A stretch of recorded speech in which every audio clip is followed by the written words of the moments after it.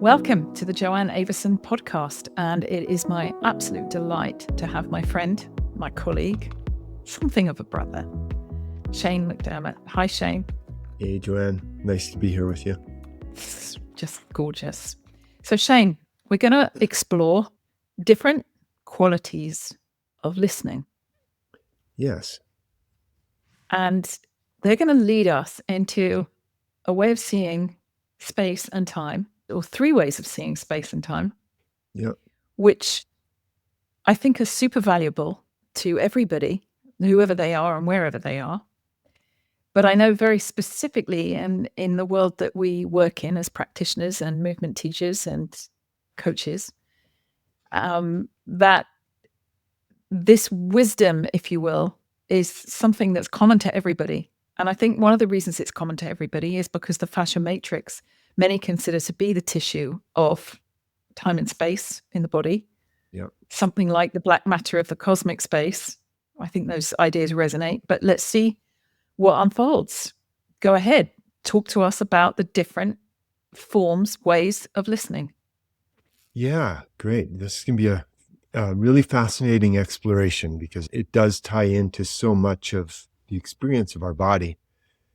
When we hear of, a notion of listening, we think of, through our ears, through the head space. And the ears are only one sort of instrument of listening. There's many ways, faculties, instruments of listening available to us through our human experience. Headspace listening is just merely one, and it's important, no doubt. But what I want to invite people into is a very different quality of listening, and that we can listen through the instrument of our bodies, particularly the heart. This is where we drop into a different quality of listening so that we can start to recognize that the heart space is as valid an instrument of listening as our head space. So we're going to go through different qualities of listening and different ways to listen. And in these different ways of listening, we start to recognize that we then can access different streams of information and intelligence, depending on what level of listening we're at. So may I ask you a question? Mm-hmm. So one of the things as body workers that we do is we touch, right? We hold the body using our hands. And I often, when I'm working with manual practitioners, particularly if I'm teaching, I talk to them a great deal about listening hands. And it's almost as if the hands feel the body, almost like there's a braille, like a blind person would feel braille to work out a communication. Yep. It's as if that touching hands on the body to listen to the body, as it were, you body read through the hands. I know that's my own experience. Would you consider that also a kind of listening? Yeah, absolutely. And maybe from that context, listening is too narrow of a word. It's how do we actually receive and interface with reality? When it's audible information, we call that listening, right?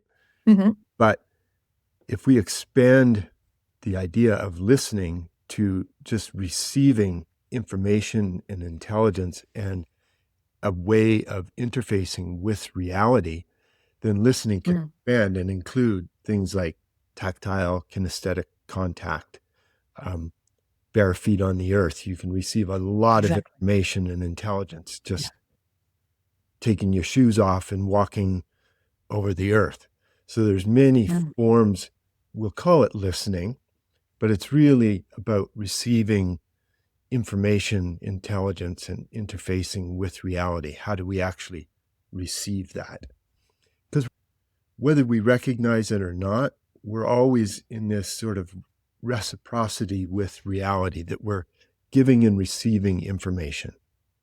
So when we expand it like that, then for sure, body work and the use of our hands is really, really important for receiving information and insight and knowledge about the person we're interfacing with. Mm. So before I go into the different levels of listening, I want to set a foundation of where and how this information inspired me. This is a combination of many different forms of study and teaching and teachers that I've worked with. So I want to acknowledge them as well. One would be Otto Harmer. He wrote the book Theory U and the Essentials of Theory U, which is more focused on business development, but it's not just merely business. It really is about how do groups grow and evolve. And he defines these 4 levels of listening. So I'm going to use his framework from Theory U to define these 4 levels of listening, but then I've expanded on them significantly. In additional studies I've done with Dr. Ibrahim Karim in biogeometry and my late teacher, Daniel P. Brown, through Mahamudra meditation. So it's a combination of those 3 teachers, the influences they've had on me, and a lot of my own work, just through my own coaching practice and my own exploration. So it's really an eclectic blend of many teachings and teachers and influences. And I'm going to add to that a little bit because I just want my listeners to understand a little bit who you are, because we met some 20 years ago as we became assistants and teaching for and with Tom Myers in bodywork. And I know you've worked with various extremely well-known body workers and movement instructors. Yeah. I remember when one of my colleagues found out that I not only knew Shane McDermott, but he was sitting at my dinner table at the time. And he was one of Paul Check's top guys. That it was like, what, the Shane McDermott? What, the Shane McDermott? You and I were in bits because you're same to me. But I know you've very extensive experience in the bodywork field as an athlete, as a national athlete. That's for Canada. And also over the years, we've worked with Carolyn Mace together in archetypal studies and sacred contracts. And I know you've worked with Ken Wilber extensively and all kinds, Zach Bush, all kinds of teachers and people that you've learned from, not to mention the list of gurus and Rinpoche. And, I know that we're not talking about somebody that just reads a book and thinks, oh, great, I've started with that person. I know you've walked the walk. Yeah. And many, many, many days, weeks, months, years in the wilderness, following animals and meditating with them and very lovingly waiting for them to reveal themselves to you. So I think your photographs tell a story about the deep wisdom you've accomplished in your own right, just through your exploration of what it is to be human. So it's a privilege to listen. So thank you for sharing. Yeah, absolutely. Yeah, it's been a very long, meandering journey through many different teachings and disciplines and practices. And now it's hard to differentiate what is what. It just has become this sort of eclectic, embodied integration but I do also want to acknowledge the extraordinary people that I've had the good fortune to work with and study with and practice. And what's really important is that the information is no longer out there. When we're first learning, and this is related to the 4 levels of listening, we're in acquisition mode of acquiring information, knowledge, understanding. And when we can work with that over time, we start to bring it into an embodied realization, which then it becomes your personal knowledge and way of being. And it's no longer just information that was acquired out there. And that's really important. And I'll tie that into these 4 levels of listening, because the listening, when it's embodied, becomes a mode of expression. And then it just becomes your way of being, not a way of doing, which is a very different form of knowledge at that point. So let's go into these 4 levels of listening. So the first level is what we'll call download listening. Okay. And so as we go through this exploration, what I want each of us as listeners to recognize is where we've touched into these 4 levels in our own direct experience. Okay. Because as I go through these, you'll be like, oh yeah, I can recognize when I do that level of listening. And when I'm in this quality of listening, this is sort of how things shift for me and shift for the people that I'm talking to. So each of us has direct experience in each one of these. We don't usually bring them this sort of clear, nuanced distinction, so they tend to sort of blend and become sort of a muddy, indistinguishable way of listening. But once we start to tease these apart, we can recognize that each one of these is appropriate at specific times. And then we can start to attune to that quality when that situation or opportunity presents itself. Then it becomes, our quality of listening becomes a choice. And that's really powerful. And our quality of expression or sharing also becomes a conscious choice. So that's a really important part of this practice. And then what I'm also going to invite people into is to drop your awareness into the heart space and have compassion and empathy for yourself and for the people that you've had challenging conversations with or interactions where you tend to get triggered and your quality of listening isn't necessarily the way you would like it to be. So hold compassion, love for yourself, for others, for the world around you, because we're in a time and space in the world right now where we're all confronted with real intense polarities. We're up against it individually, collectively, with our families, with our societies. And we really do need to be able to hold each other with love, care, and compassion in that. So drop your awareness into your body, into your heart space, and start to listen and receive what I'm going to share from your body, from your heart, as well as your head. So let's look at the first quality of listening, which Otto would call download listening. And the quality that shows up at this level of listening is that we're looking and seeking for information that confirms what we already know. Okay? So we're listening for evidence, for facts, for information that merely confirms what we already know. This is about the information, not about the other person. It's a confirmation bias, is that level of listening. So whether we're listening to another person or to a podcast like this, or we're looking at news headlines, we're seeking and scanning for information that confirms what we already know. That's it. And it also, really important aspect of this is that it confirms the stories that we've told ourselves about ourselves, others, and our reality. So it's a confirmation of story as well, and the mythos that we've created around our sense of self, our sense of family, our sense of nationality.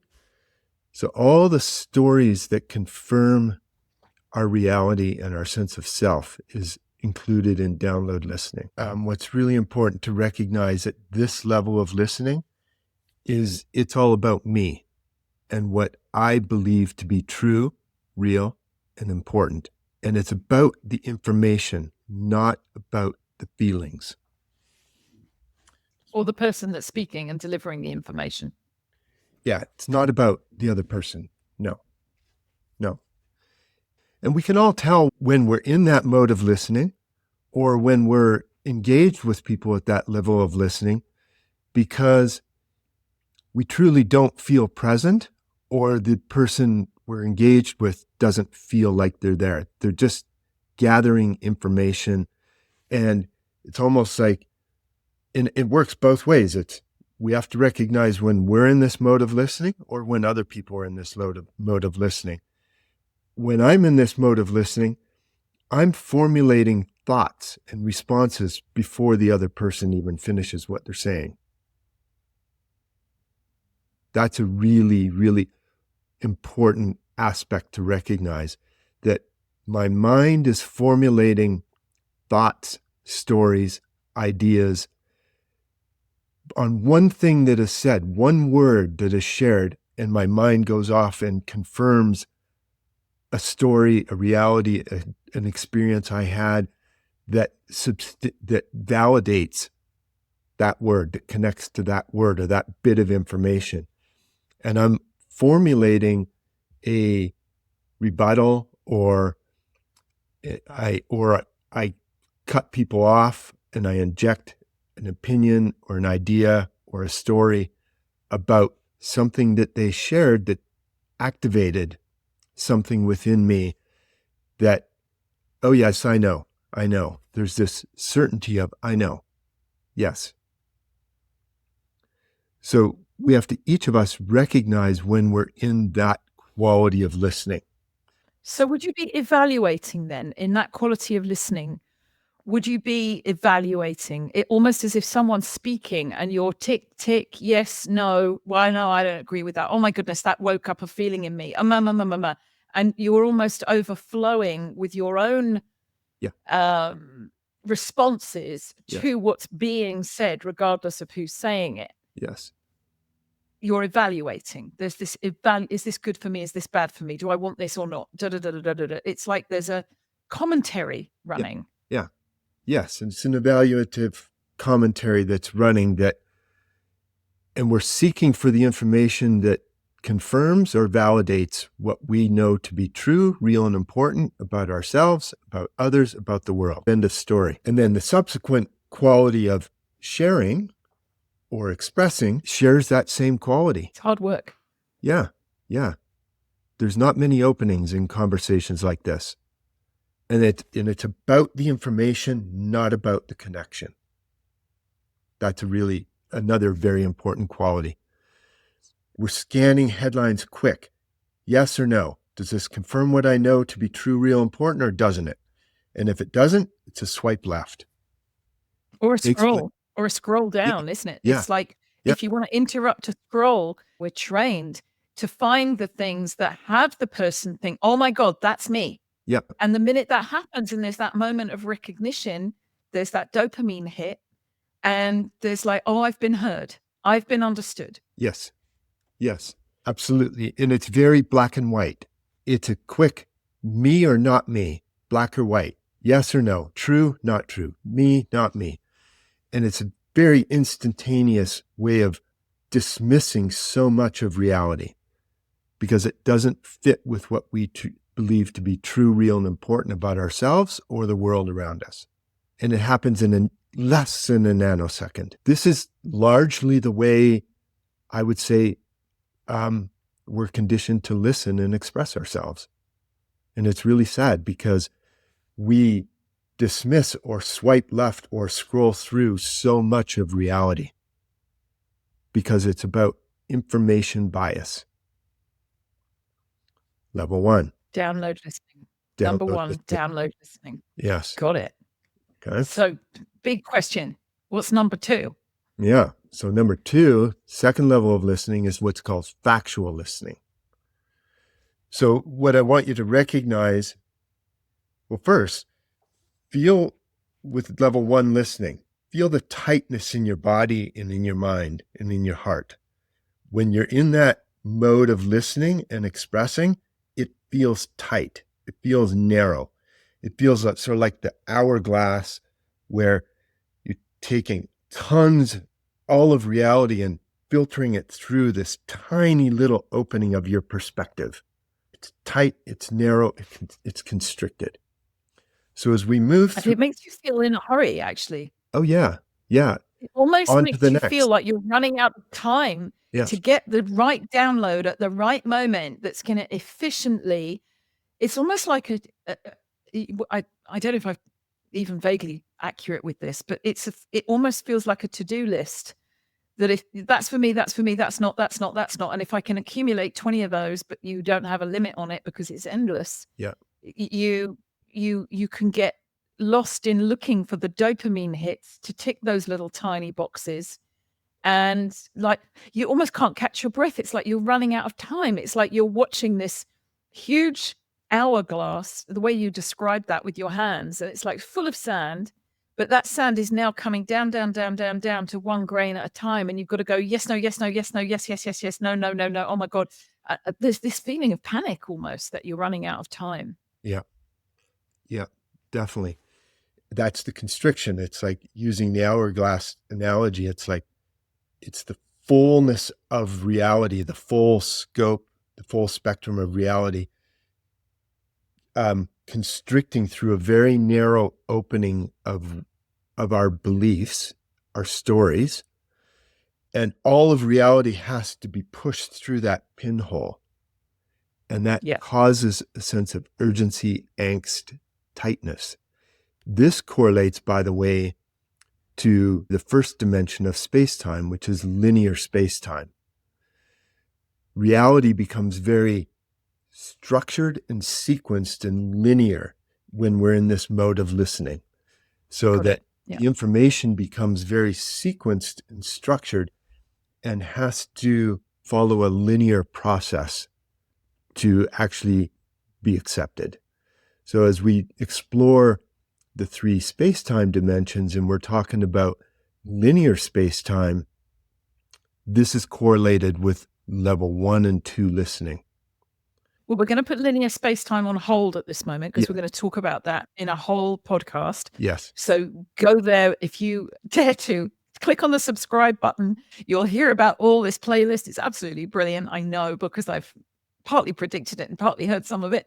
And I really want you to go there. So anyway, we're now busting to find out what is number 2, factual listening. Okay. So as we explore factual listening, what I want you to recognize and feel in your own embodied experience, using that hourglass analogy again, that the constriction starts to open slightly, that we make more room in our minds, in our hearts, in our bodies, in our perspective for more information. We're no longer just seeking confirmation bias, we're looking for additional information. So the constriction starts to open a little bit. And now it's still very much about the information, by the way. It's not about the connection at this point. It's about acquiring additional information or facts that can sort of start to fill out our perspective, our bias confirmation. So when we're seeking information, whether it's news headlines or social media or a podcast, we're now listening with more curiosity. What is the additional information that I don't actually have access to that would fill out my perspective?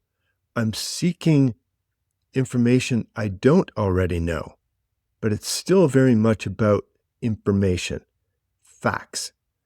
Get more facts so that my perspective becomes fuller, more well-informed, and then that becomes my new confirmation bias, because now I've been filled out more with additional facts and information that I no longer had access to.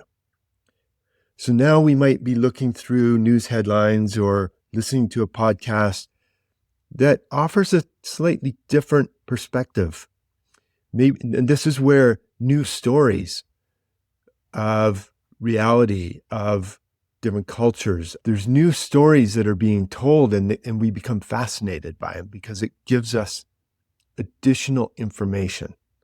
Right. So let me seek an example of this. I absolutely love coffee, and my morning coffee is something of a ritual. And in my house, when my son is staying, coffee is an even bigger ritual. We have a proper espresso machine. Sure. The whole connoisseur issue with coffee in this house. Yeah. So I was recently scrolling through Instagram, and Sandy Toksvig came up, who somebody I very much admire. I love the way she presents, the way she speaks, her whole ethos. And she was talking about being in Sudan and what a very beautiful place it was, and this incredible culture. And what arrested me was the word coffee medicine. Mm. New arrested information. my attention. New information. Well, you know me, New storyteller story about incarnate. coffee. Yes. And a new story about coffee. Oh my God. And I stopped scrolling. Yeah. I'm just making sure that I'm really getting the nuance of this. And I love making you laugh. And she talked about in Sudan, she was there with the whole film crew filming this culture for several months.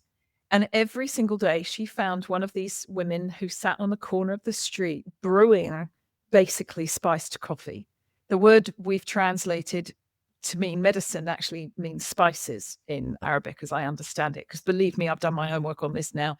And she was describing this coffee medicine, this spiced coffee, spiced with ginger and turmeric and other spices. And every single day, she sat on the street corner with them, greeting them, finding out about their culture. And she said what happened at the end of that period of time that they were filming and traveling. She was the only member of the crew that wasn't sick once. Mm-hmm. And to this day, I quote her, to this day, she makes herself coffee medicine. Mm-hmm. So I then go on a whole trajectory. Of course you do. What is coffee medicine? What coffee is it? What grind is it? Where is it from? What spice? How much? I've been driving myself mad. I've had some absolutely disgusting coffee over the last few days because I'm on a mission to make coffee medicine. So if I've got you right, I've gone from download listening when I'm scrolling through Instagram, just looking for something that calls me, and I see coffee medicine and I'm like, oh, and that makes me stop. And then I watch this thing, which is something I love. I know I love this person. I love this commentator and I love this content. And then I've moved into factual listening because I've downloaded a new story. It's still about me and my passion for coffee. I've downloaded a story, an ethos, an excitement, an art form from a person I admire. Yeah. And I'm more curious. I've slowed things down a bit. You know, I've listened to her piece like 5-6 times. I can't even tell you, it's taken me into a completely different exploration because I'm so excited and enchanted by a new story about something I already love. Does that qualify as the next level of listening? Yes, absolutely. That's a great example. Yes. And so as you move from download listening to factual listening, these can be just purely concepts, but that's where they're going to have the least impact in your lives. What I want you to recognize, to release the concept, okay, so there's level 1, download, level 2, factual. Great. Got the concept. What happens in your body mind is much more interesting. So when you discovered coffee medicine, what you'll recognize is that at the level of the mind, there's an energetic constriction that opens up. It releases. There's literally your mind, sort of like the aperture of your mind opens to wow. And curiosity happens, right? Curiosity isn't in the mind. It's not an idea. Now it's dropping into your body. You might feel a release in your body, a relaxation. What does curiosity feel like in your body? Because this is a really distinct shift that happens on the mind-body level when you move from download listening to factual listening. That's a perfect example.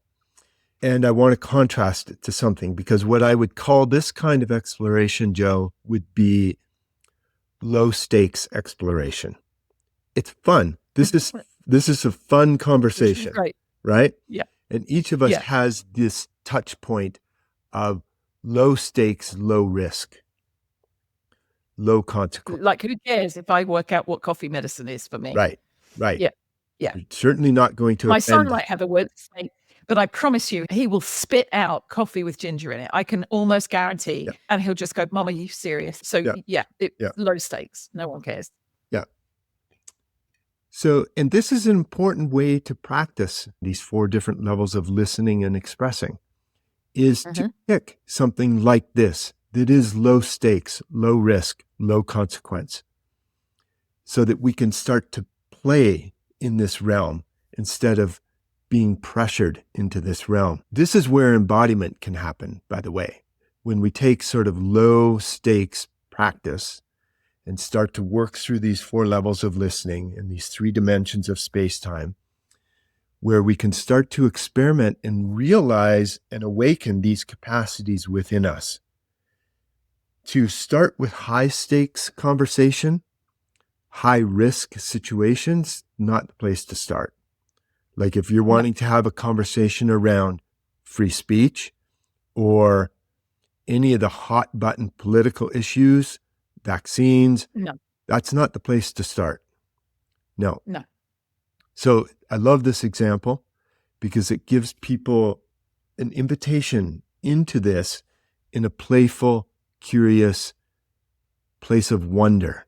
It's like, wow, what would this kind of listening be like in something that I love, that feels true, real, and important to me? Exciting. Yeah. Yeah, it's exciting. That's the place to practice and start to work with this. Okay. So let's stay with the coffee exploration, and we'll go to level 3 listening, empathetic listening. And by the way, this can be sort of like following a thread of level 1, 2, 3, 4. It doesn't have to be level 1 and we stop, level 2 and we stop, and it's just like a separate thing, a separate experience, and then we can't go any further. It sounds like you were sort of touching on it because it was like you said you were fascinated by this, and maybe you want to go to Sudan and actually explore the culture around this. Now it's no longer about just the information.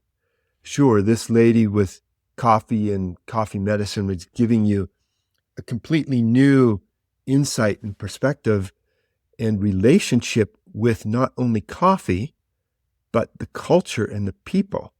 Now you're getting into the move from level 2 listening of factual to level 3 listening of empathetic. It transitions from information to relationship. So the relationship becomes primary at level 3, and the information becomes secondary. At level 2 factual listening, the information is primary, and the connection may not even exist. And if it does, it's secondary. I went through Indigo coaching to acknowledge a couple other extraordinary teachers, Joanne Hunt and Laura Devine, through Indigo Coaching Canada. They had us work with these 4 levels of listening through practice. And the difference from level 1 and 2 listening to level 3 listening, 1 and 2 listening is what they call looking at someone or a source for information. Level 3 is about looking as. So another way of saying that in different words would be like, put yourself in someone else's shoes. Now, it's not about the actual information. It's about who is sharing the information. Level 1 and 2, accuracy. Level 3, intimacy. Looking as another person, this lady with coffee medicine. Now you're more interested in her experience, in her values, her perceptions, her beliefs around coffee medicine than the information that she's delivering about coffee medicine. That's secondary. Now you want to intimately connect with this person.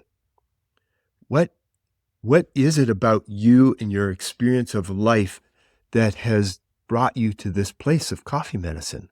What is up? I want to better understand you, not your information. This is so interesting because when I was listening to it, I was like watching myself. I was observing myself and thinking, what has fascinated me by this? But God, I mean, I can look through Instagram for hours and look at absolute rubbish. I don't do it very often, but when I do, I'm like stunned that it can hold me. Yeah. And what I was so caught by was the number of times I watched the clip And also, when Sandy said the words, I was the only one that wasn't sick, suddenly I wanted that experience. I love the idea that coffee is medicine and not, like it's bad for me. I shouldn't be having it. I want it to be medicine. And there was a very deep curiosity that dropped down into my body as the possibility that I could nurture my morning ritual and expand it and make it more magical, but also make it more valuable to me. Mm-hmm. And so I thought to myself, oh my God, what would I give to actually be there and see what she does once? And that's what prompted the journey towards going to Sudan. It wasn't just an accurate piece of information. It became an intimate access to knowing more about myself. Yes. And her and people and the people in Sudan and the history and their culture and their medicine in order to share this experience at another level. So what you're saying to me, I think to the context of this conversation, is that my empathetic listening, I actually entered her world at one level. And I don't know where that's limited to, but if I could magically bump into Sandy Toksvig, I wouldn't be talking about the last program I saw her on. I'd be going, coffee medicine, speak to me. What do you use? Tell me. Do you know what I mean? It would be a very personal, passionate, excited request. Yes. This is the shift that happens at level 3 listening. It moves from something that feels personal to something that feels relational, to sensation, to emotion. So I'm going to use a couple of sort of images here. We'll stay with the hourglass, but I'm also going to bring in another image of like the circus clowns that make the balloon animals, right? So imagine a long cylindrical balloon, and sort of like an hourglass, they tie it off in the center, or they rotate it so the air goes up and down. What happens in level 3 listening, that hourglass shape, to use your words, goes pear-shaped. So now imagine if you took the top of the balloon and the bottom of the balloon and you squeezed it, now the center bulges out. Okay? So this is where the fullness of our experience goes from our head to our heart. Head is about information. The heart is about sensation, emotion. So and passion. Yes, and passion. It went from information to passion. I mean, I'm passionate about this. Exactly. No idea. I've ordered all kinds of spices. I'm going to drive myself nuts. I know I am. Yes. So the information that was so important at level 1 and 2 gets squeezed into the body and into the heart, and emotion and passion become primary. And you feel in your body, this is the important part, to move beyond the conceptual information I'm sharing and to recognize the felt sense that when you drop into true empathetic listening, your heart expands and your head almost shrinks. It's not about what's in your head anymore. It's more about what's in your heart. That would be like the balloon getting squeezed and all the vitality and life force gets filled out in the center. And we feel emotional and intimate and passionate about what we're experiencing with the other person. And the person, the group, the culture becomes primary. And this is where we can tolerate greater difference, greater polarity, be much more tolerant to different ideas, different values, different beliefs. So we can suspend at true level 3 empathic listening and expressing, we suspend our personal stories and personal narratives. And all of a sudden, our historical experiences, stories, mythos, beliefs about our life, about ourselves, what we believe to be true, real, and important, are suspended. And we no longer have to tell those stories.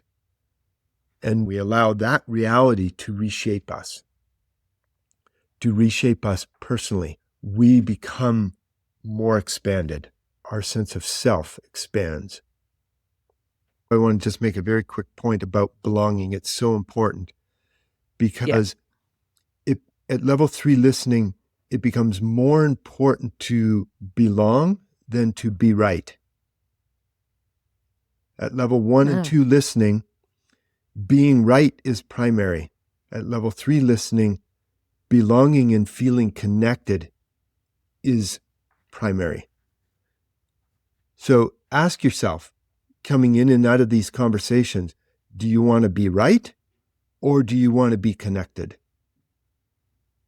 And there's a real opportunity and challenge of moving from level 1, 2 listening to level 3.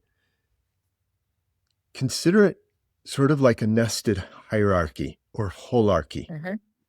Yeah. Or like dolls inside each other. Yes. But we'll just use spheres. Yeah. Level 1, the centermost sphere, level 2, level 3, level 4. Okay.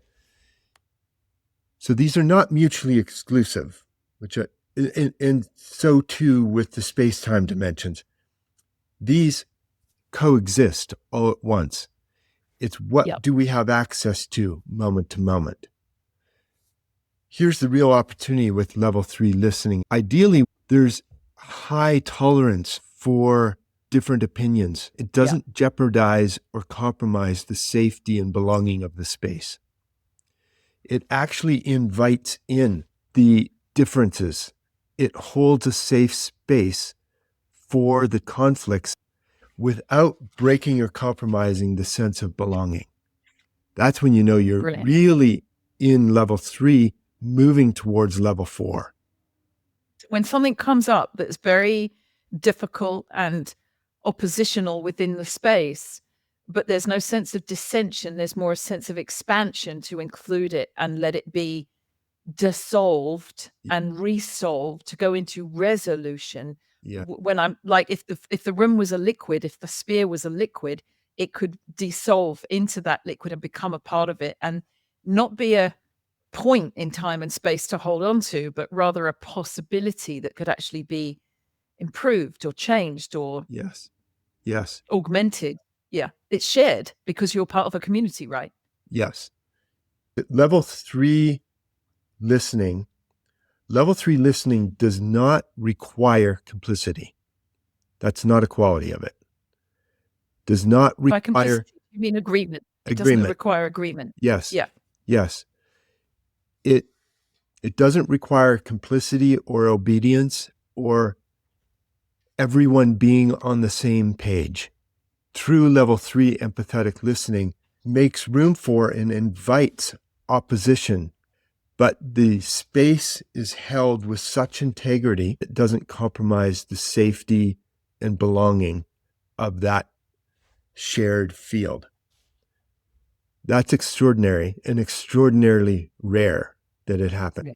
So again, low stakes practice. Practice this with family and friends where you clearly have different opinions, but you're much more interested in nurturing the shared field, even if it's just 2 people. The relational is more important than the personal. Practice low stakes. How would I practice that with my coffee medicine? Well, you and Ben both appreciate coffee, right? Yeah. Yeah. Okay. And you already said it. He's like, ginger in your coffee, Mom? That's bollocks. What are you doing? Clearly, there's a difference of opinion there, right? Yeah. Yeah. So create an atmosphere of connection that you both love coffee, but you have a completely different perspective of it. The purpose, the value, the intention of it, and start to fill out each other's reality with more facts, more information, but then keep coming back to the connection, the love that you share for each other, the love that you share for coffee. Bring playfulness into it. Bring a sense of curiosity, wonder, playfulness. And you start to invoke the shared field with those kinds of qualities. It's not about better information or one-upmanship or none of that. It's about connection. It's about connection. So it's not about like his coffee ritual versus my coffee ritual. It would be like we both come together and we're not necessarily drinking the same stuff, but it's like, well, no. Would you like some coffee, Mum? No, thanks. It's too finely ground. I want the rough grind because mine's for my ginger and my spices. And it would be like that. So being playful and honoring each other's. And if I would, and I'm using this as an example, if I learned how to make his coffee the way he loves it, and he learned how to make my coffee the way I love it, and we made it for each other one day, yes, like you could trust each other to make that coffee. There you go. Yeah. Mine with all my ginger and turmeric and God knows else what. But yeah, I get it. You got to make that transition from looking at each other to looking and experiencing as each other. So you have to look as, feel as Ben in his relationship to coffee. So you try it on. You literally try on his coffee. Compare and contrast become a point of connection.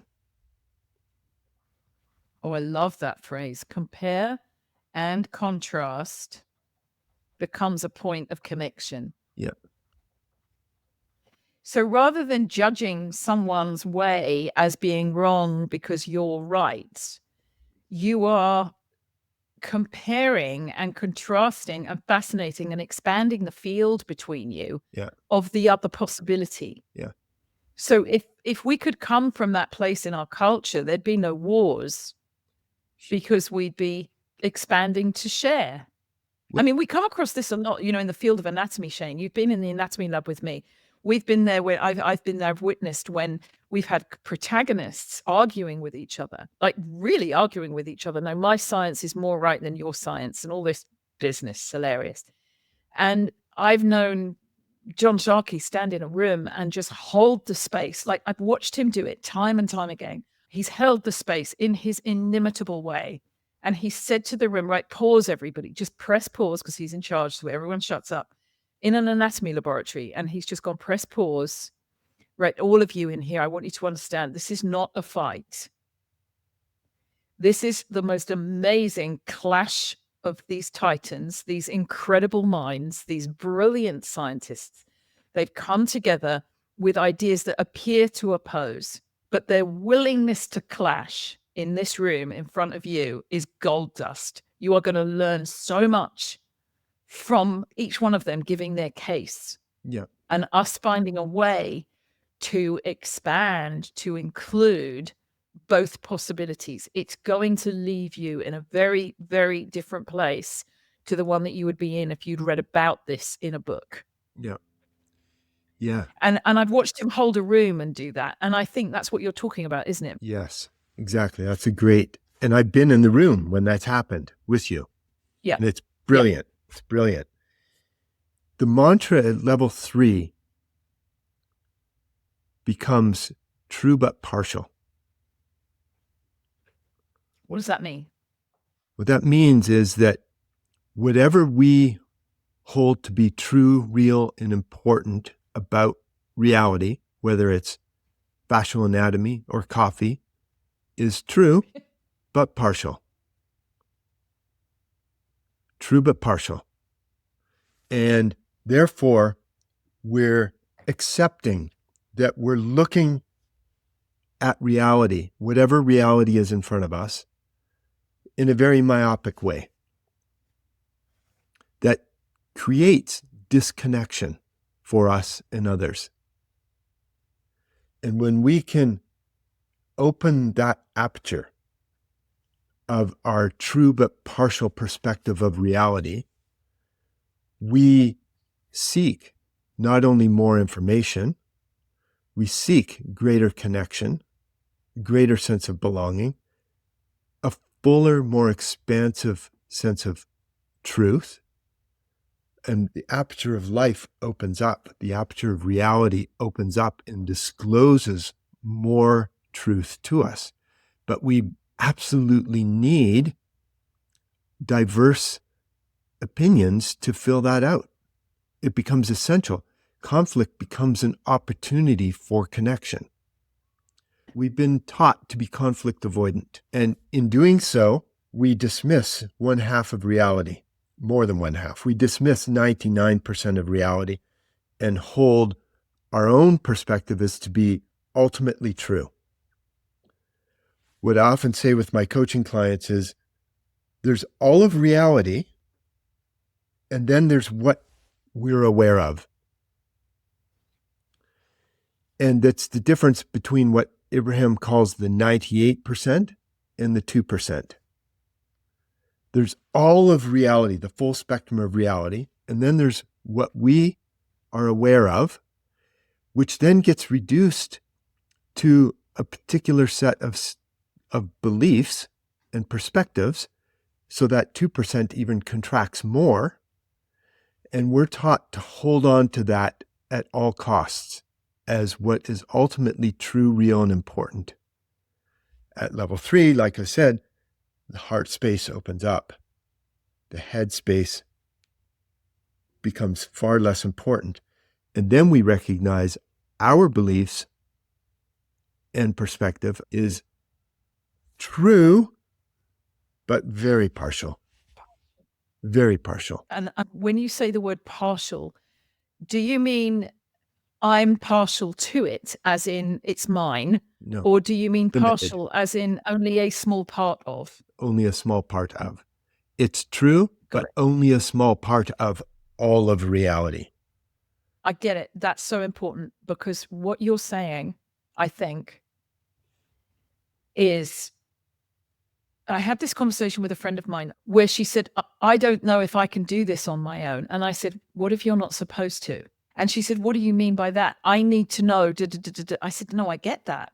But what if the whole point of being alive is that you know what you don't know, and you engage other people to reflect that possibility back to you, so that as a collective resource between us, we can do it. Yeah. We can make that difference. We can find that wisdom. Is that what we're talking about here? Is this level 3 listening for possibility? Yes, this is such a good point, Joe, such a good point to weave in, because this is one of the more insidious and dysfunctional drivers of disconnection, of this sense of separation, isolation, loneliness that we experience. Yeah. In the West, we've been taught and conditioned from very young children. We've got to do it on our own. We've got to figure it out on our own. We've got to be able to take this on my own. And it creates this hyper-agentic and hyper-autonomous sense of self that is cut off and disconnected from the relational field. And I've got to figure it out on my own. I've got to figure out what is true, what is truth on my own. And if I can't stand in the truth by myself, then in some way I've failed. And that is exactly the polar opposite of what I'm talking about with empathetic listening. We become far more interested, curious, connected to the shared field of information, that belonging and connection are primary. And we don't acquiesce in that space. We show up as our authentic self, and what we recognize to also be a part of the truth. We hold true to that. So it's not about self-compromise and sacrificing yourself to belong and to feel connected. That's not what this is about.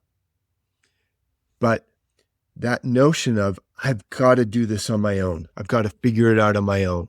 Yeah, and you pointed her in the right direction. It's like, no, everything is about relationship. Everything. There's nothing in the world that isn't about relationship. There's certain things we can seemingly do on our own, but that's being informed and filled out by so many relational experiences, knowledge, connection, information, experience. And then we can go out and test it on our own and see if it works and then come back. This is what rites of passage are about. It's about sending, a lot of the indigenous culture, sending the young ones out on a vision quest by themselves so they can come back with an important piece of the truth. It's true, but partial, and then integrate that back into the collective field. And it creates more robust and resilience in the shared field, because it's sort of like looking at a black sky of stars. If you're just focused on one star and go, that's all the light there is, you're missing so much. To start to recognize each and every one of us as holding a pinpoint of light, of the truth, the light of truth. But the whole constellation tells a much bigger story. And it's so connected with resonant space-time. So let's bookmark this and include it in the conversation about resonant space-time, because that's... Which is number 4 in this list. And Oh my God. So just, if you want to go there now, people, don't forget, press the subscribe button, then you'll get everything you're supposed to get in sequence the way that you get it. But this will be number 4. But stay with us, because we still haven't got, having done these examples of, give me the names. Number 1 is downloaded listening. Factual. Number 2 is factual listening. Number 3 is empathetic listening. Yes. So we're now going to move into level 4. And this particular example, why is it so important? Yeah, so something extraordinary happens to the individuals and to the collective field at level 4 listening, which is called generative listening. So think of it like this. You'd imagine maybe we could create a simple diagram. On a blank piece of paper, 2 circles. Mm-hmm. In download listening, there's actually only 1 circle. On the blank piece of paper, there's 1 circle, it's you. Whatever comes in, it's all about you. It's all about me. At level 2 factual listening, now there's 2 circles on the page. They're separate, not touching, 2 circles. It's what I know, what you know. And there can be overlap. And that's where right and wrong comes in, yeah? Political opposition, polarities. Yes. So I'm right, you're wrong. I don't belong to what you're saying. You don't belong to what I'm saying. Go away, leave me alone, be separate, yeah? Yes. Yes. At level 2 listening, factual listening, the light side of level 2 is that we're seeking more additional information. Okay? We're wanting more information. It's just information, but it's wanting more information. The dark side of level 2 listening, not the dark, the middle phase of level 2 listening would be debate. It's my perspective against your perspective. The dark side would be unresolved conflict. My way is the way. My way or the highway. Yes, exactly. The way. Yes. Yeah. So it goes from light to middle to dark at level 2, right? Level 3, now you have these 2 circles on the page that overlap. Yep. Now it's the connection that is important. And that is primary. And your experience and my experience, or my experience and our experience, could be many circles. If we're in a group, it could be many circles, each circle representing a point of view, a perspective, and a person. But it's interconnectivity. All these circles should be sort of like a sacred geometry. The flower of life symbol. The creative life symbol, where it's all overlapping. Yeah. Level 4 listening, that's still this flower of life. Flower of life. Yes, that's right. Yes, in sacred geometry, it's the flower of life. Yeah. But now, what becomes primary is the page itself. the field itself. And the page is not finite, it's infinite. So the space. Now it's not about my perspective or your perspective, my story or your story, my belief or your belief. And it's not even about our story or our belief. All of that gets eclipsed by the intelligence and the emergence of the field itself. Now we become connected to and receptive to mystery of what wants to emerge in this space that transcends my belief, perspective, values, and transcends your ideas, perspectives, beliefs. And it even transcends what we hold to be true, real, and important about us. Us gets transcended. Now we're listening to the generative field of creative emergence, the evolutionary impulse of what wants to emerge as our shared future. So if we use the Mobius symbol now, the infinity symbol, and the intersection of here and now, the present moment, the left side would be history, the right side would be mystery. See, at level 3, we're in the present moment sharing, either as two individuals or as a group or as a culture or as a country or whatever, or as a species. It could be all of us as a species of humanity, the collective shared field of humanity. This is a really important distinction because the storehouse of human experience, which basically is the collective embodied experience of all humanity through all time. This is where a lot of the human constructed archetypal energies come from, is our shared field, our collective shared field, individually and collectively through all of time. But that's all historical.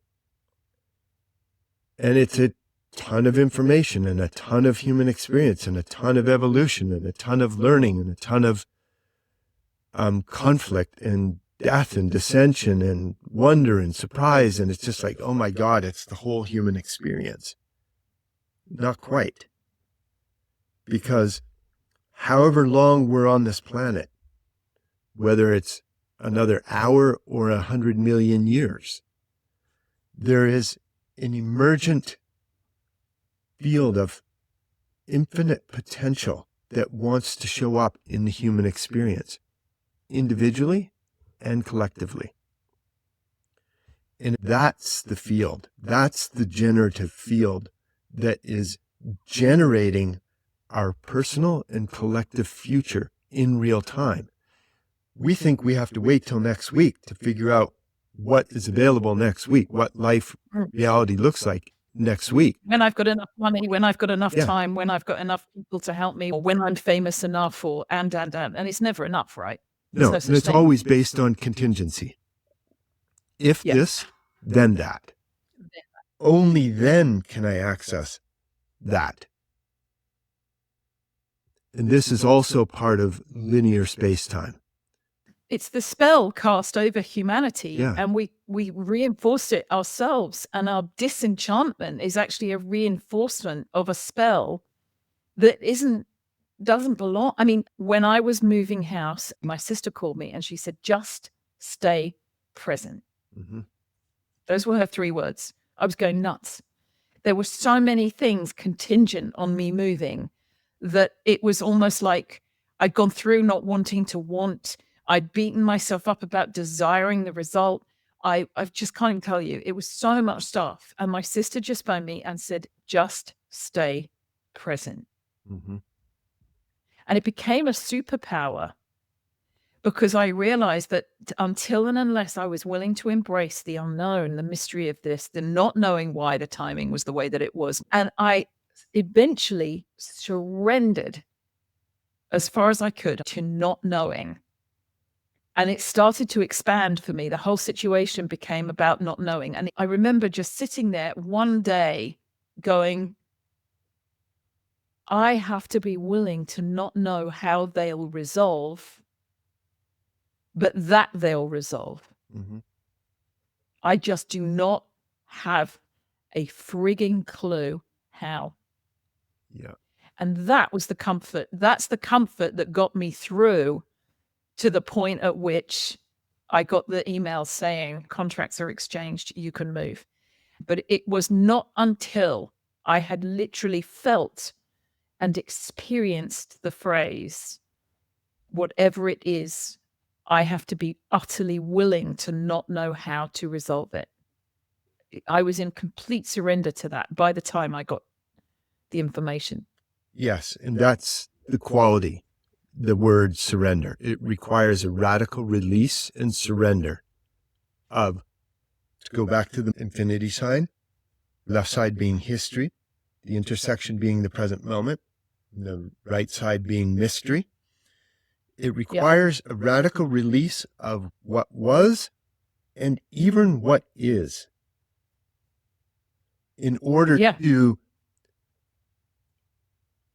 cultivate or invite in what if.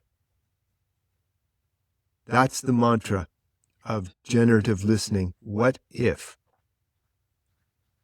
And it requires a radical release and suspension and surrender of what was and what is, so that what if can reinform and reanimate what is. When we can access what if, it comes through in what is in completely astonishing, surprising ways that transcend me, you, and us. Let me say that again. When we can access what if, genuinely suspend our need to control what was and what is, what if comes through the present moment in a way that is astonishingly unexpected, and it transcends me, you, and us. It reinforms reality. This is the evolutionary impulse of the divine, the spark of life showing up in remarkably fresh and creative ways that inform radically new ways of being for me, you, and us. Now we're starting to access the 98%. And what we're doing is starting to access future memories, not past memories. In this generative place of listening and expressing and creating, we're accessing future memories for us, for me, for you, for us. Because the divine, that field, that generative field of infinite potentiality, infinite creativity, has a new experience for humanity waiting for us. It's like we're stepping into our emergent self, our future self now. New stories emerge. This is where the suspension of old stories and the old mythos and understanding of humanity can be suspended. It's not discarded. It's not it. It's a transcend, stepping into mystery, and including key aspects of our history. It's a transcend and include move. Beautiful. It's profoundly different. Profound. And from creating and loving and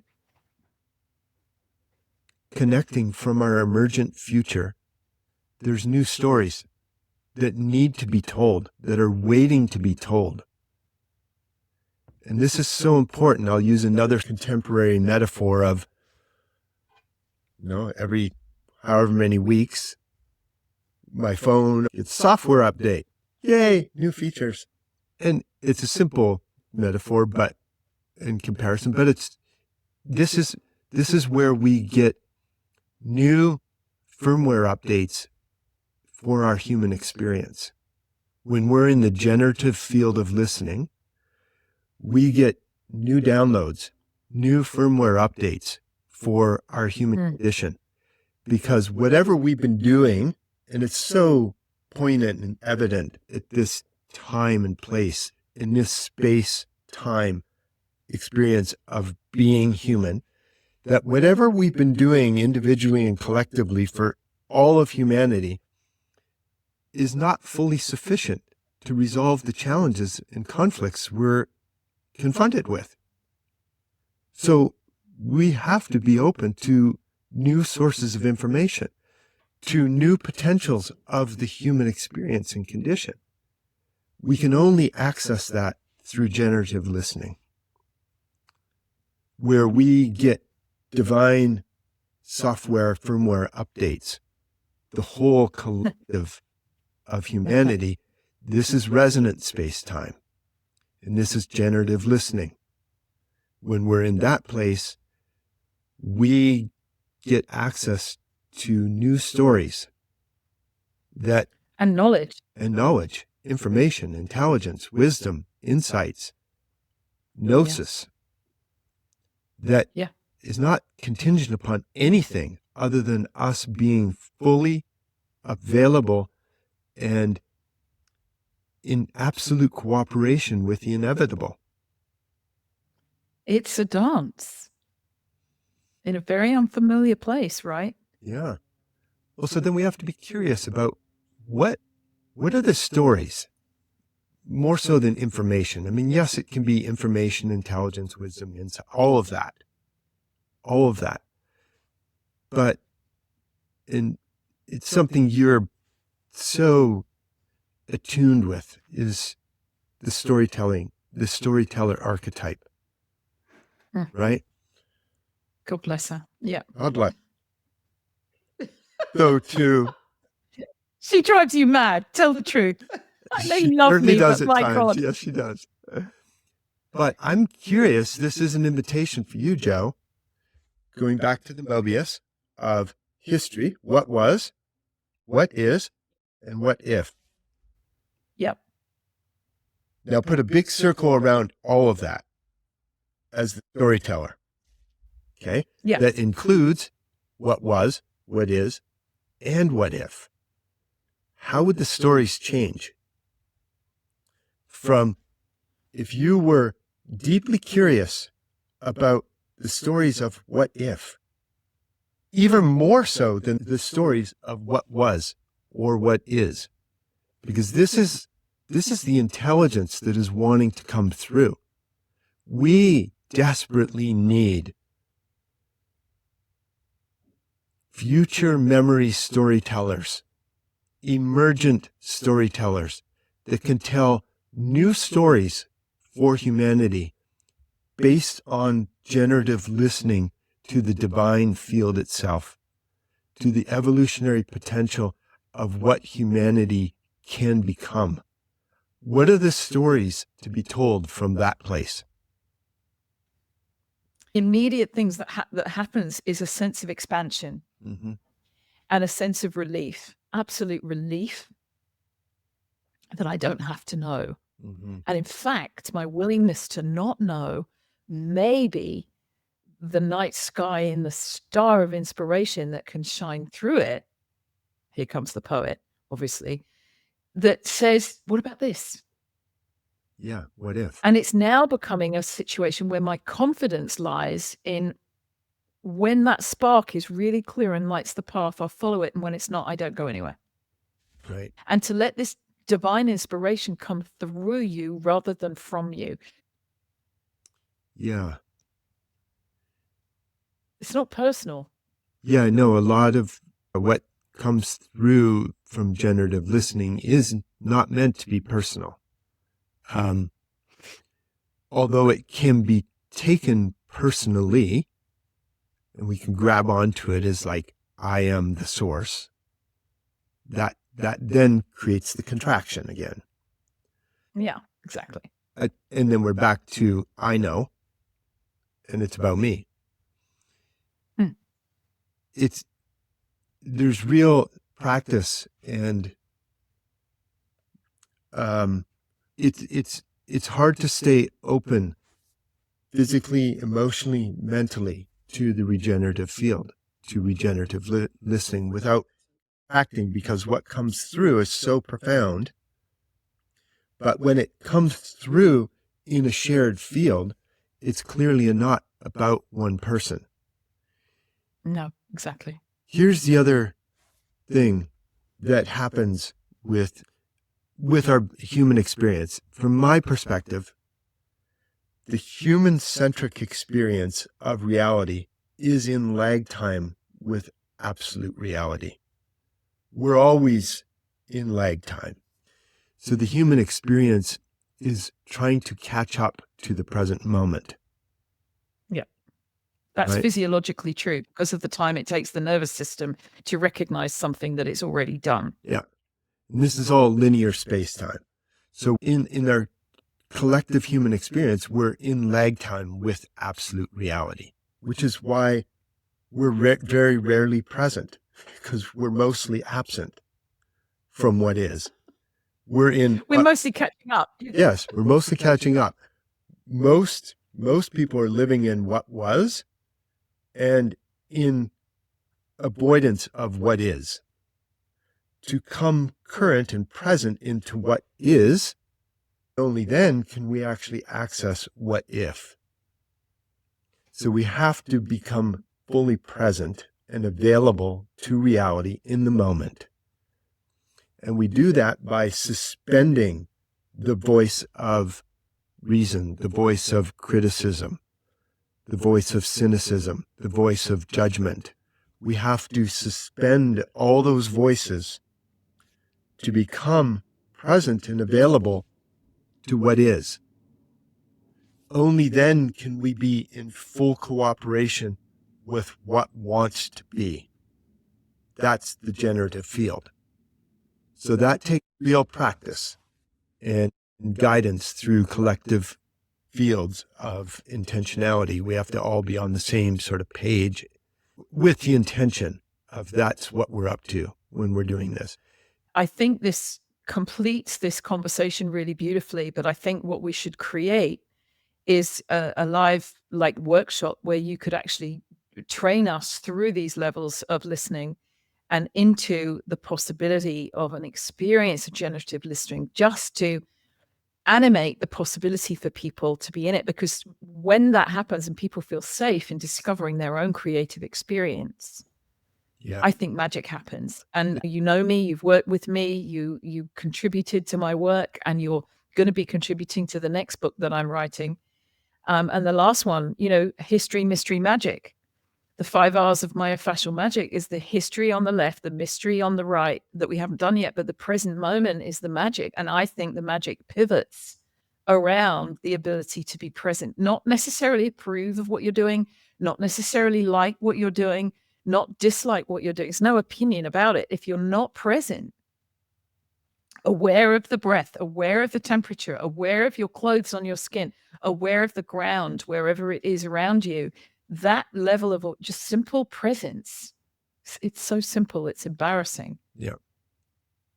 Is the forerunner to these extraordinary states. Yes. And I really invite you to, if you will, is when we've completed these 4 sessions, this first one, and then the second one on linear space-time, and the third one on cyclical space-time, and the fourth one on resonant space-time, where we're going to thread the listening into all of them, and then we can do a workshop on it. I think it would be fabulous. Yeah.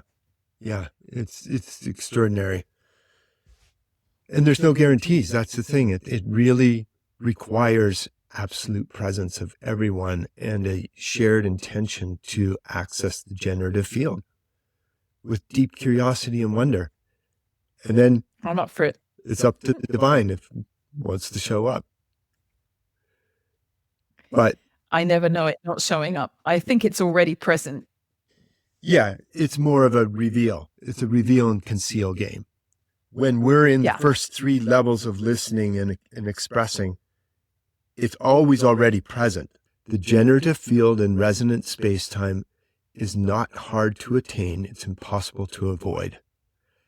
But we get into linear space-time and cyclical space-time and the first three levels of listening, and that's all that happens, then it remains present but concealed. We want to have it present and revealed. That's the difference. And when I say it is a limitation of language because it's not outside of us. It's not an it. It's not an artifact. It is. It is. It's the suchness of reality makes itself apparent and reveals. It's just the suchness of reality reveals. Well, I just find myself wanting to say Berush Beishan because it means the blessings already are. And thank you for being such a blessing in my life. Oh, you're so welcome. Thank you for being a blessing in my life. I really am grateful that we can have these conversations. Let's see what happens. Yeah. So this is the Joanne Avison podcast. Thank you so much for listening. If you haven't already, press subscribe. Please do. We don't drive you mad. We just make sure that you're first to know what's going on. And you'll see in the show notes below, if you want to contact Shane McDermott directly, you'll be able to do that. And anything else that you might want to know about, please just leave a comment and we always get back to you. Take care. God bless you. And have fun listening. Blessings, everyone.